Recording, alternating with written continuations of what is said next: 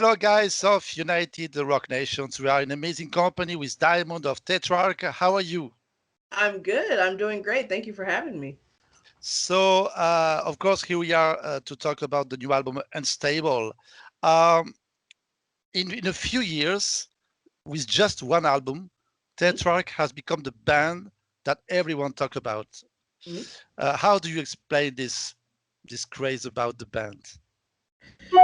So, it's kind of crazy because it seems like it was like a couple years, but we started as me and Josh met when we were 11 in middle school. So it's been like this long journey of evolving and kind of everything happening just when it was supposed to. I guess you never know when everything's going to happen, when you're going to start reaping all the benefits and whatever.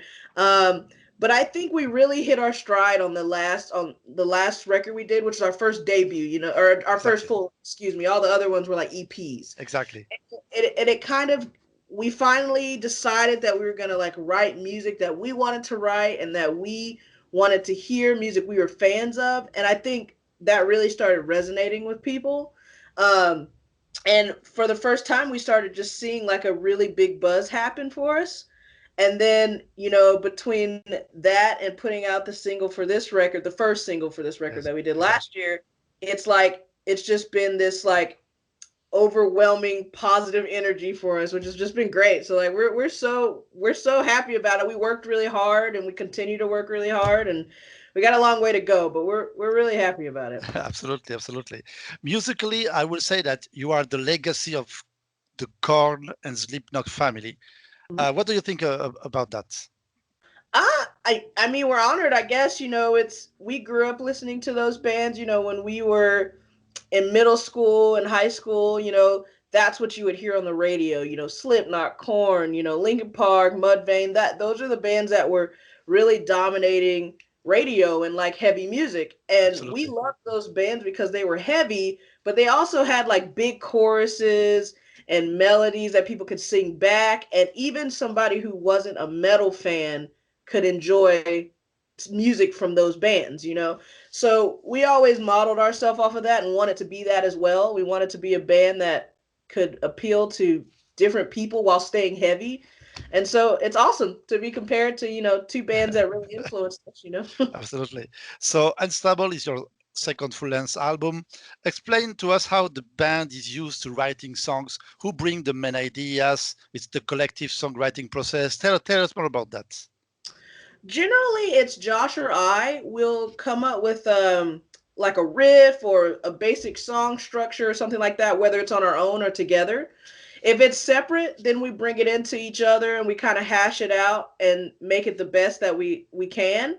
And then once we decide if it's like a contender or not, then we'll take it to um, Dooms and Ruben and kind of like have them put their spin on it, and that rounds it out and makes it Tetrarch. But usually it starts with Josh or me with a riff or a song idea or a melody, and then we build off of that. Okay, so let's talk about the lyrics. Mhm.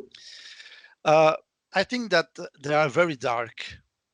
Like, for example, looking in the mirror and I hate myself from I'm Not Right, Mhm. or I feel it reaching out and trying to take hold of me. I've got the marks scratched across my skin on Addicted. Uh, Mhm. what are the main topics you used to talk about and why these lyrics are so dark? So we wanted this album to be um, a little more angsty than what we usually did. But we also wanted it to be an album that lyrically, like, everyone could find something that they could relate to. And like whether it's an extreme case or just very small, everyone can relate to like pain or heartbreak or wanting to feel empowered or feeling like they've been, bullied a little bit in different ways or whatever. Everyone can kind of relate to that. And we wanted to make sure it was an album that was relatable and, people could connect with. So we definitely tried to use topics that made people think and made people feel. And that's kind of what we came up with. And what's funny, in the looking in the mirror and I hate myself, it was a placeholder. We were going to change that line. um and then when it came to recording it, we had shown some friends and some people close to us, and all of them said, No, like there's totally days where I kind of like don't like myself. Like I can feel that, and we were just like, all right, well, maybe we'll keep it. And it ended up being something that like we get so many messages every day of kids and adults alike who say like, man, I really felt like this today. It helped me get through this day. I really didn't like I don't like what my life is right now, or I don't like how I feel right now. And we realized that it like people connected with it in the way that we wanted them to, and that was awesome. So who wrote the lyrics? Is you or is Josh? Josh usually writes like the majority of the actual lyrical words, but he'll come to me first, and we'll talk about what theme we want the song to be or what we want it to be about. Or like, say he has a verse and he's hung up on, he'll give it to me and say, "Hey, can you finish this? See what you can come up with," and I'll help him in that way. But he's usually pretty good about coming up with lyrics. Absolutely. So let's talk about some songs of the album. Mhm. Take a look inside. Sounds very different from the other songs of the album. I think the rhythm section is more complex, especially the verse. Mhm. Tell us more about that song.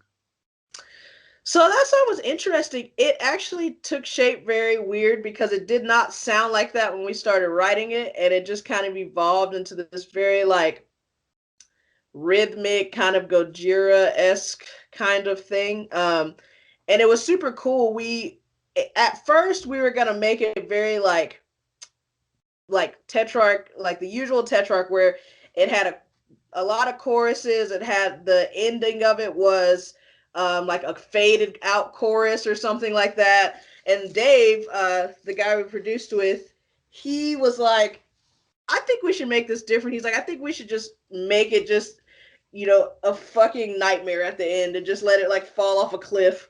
And we were like, oh, okay, so he's like, let's do something super heavy, really heavy at the end. And we're like, okay, let's give it a shot. And we came up with that ending, which is like the heaviest part of the record, which was super cool. So I think it ended up taking shape as one of those songs that we embraced as, okay, this is going to be kind of different, but let's like embrace that and have fun with it. And it came out really cool. And it was the first song that I ever like actually sang a full chorus on. Like me and Josh both sang that whole chorus, which was interesting. So I guess we just wanted to try some different stuff, and it came out pretty cool. And did you change the way you play the guitar on these songs, comparing to uh, the first song you wrote for this? Yeah. This one was kind of a lot, like you said, more rhythm based, Yes, very exactly. like right hand. It wasn't a lot of like riffs or anything like that, just very right hand and percussive. So in that regard, I think it is a little different than the rest of the record. Of course, Trust Me Mhm. is also a very different song. It's the last song of the album. Mhm. Um, it's very calm and then very powerful when the chorus arrived. Mhm. Tell us more about that song also. I like a lot that song.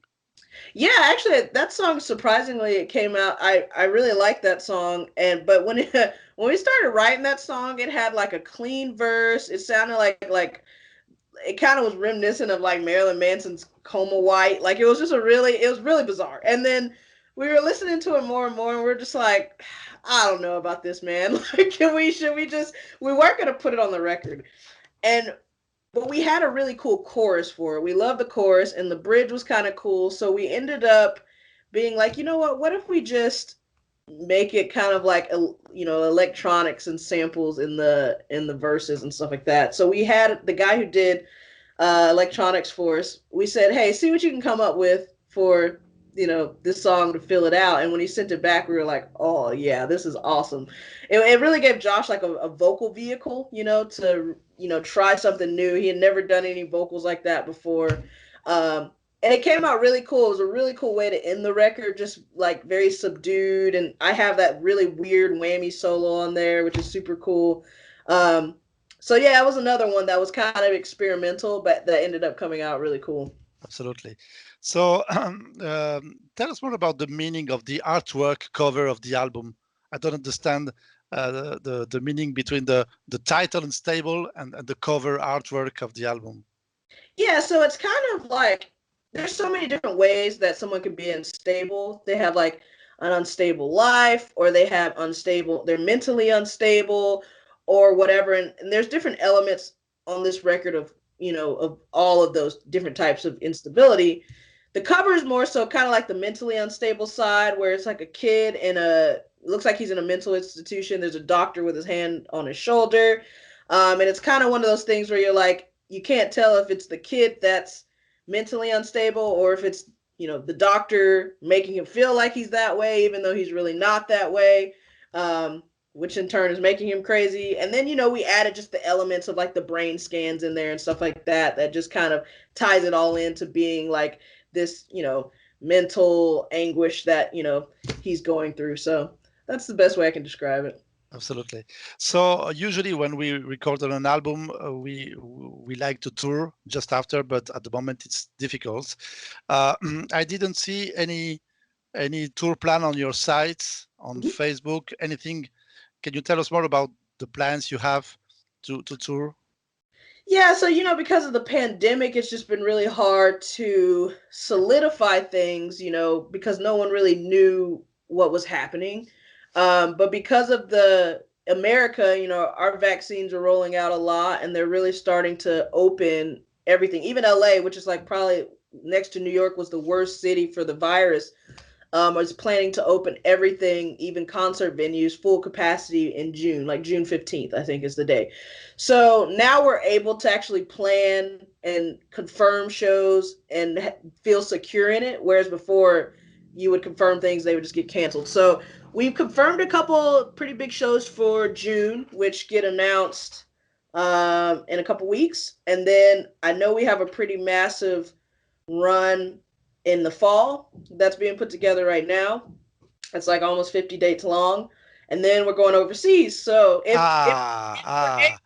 you guys get it together over there, no. That's the question I want. I want to tell you. When do you plan to come in Europe and of course in France?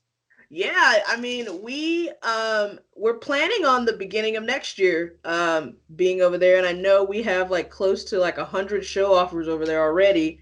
So it's just basically when it opens and when we're able to, we're coming. We're planning on being on the road for this album for 2 years, so a lot of that's going to be spent overseas. So we're looking forward to it. We can't wait. As soon as we can, we're coming. So okay, so thank you very much for all this information. So we love a lot this album, a really great album. Thank you. Of course, we hope you the best for Unstable and hope to see you very soon here in France.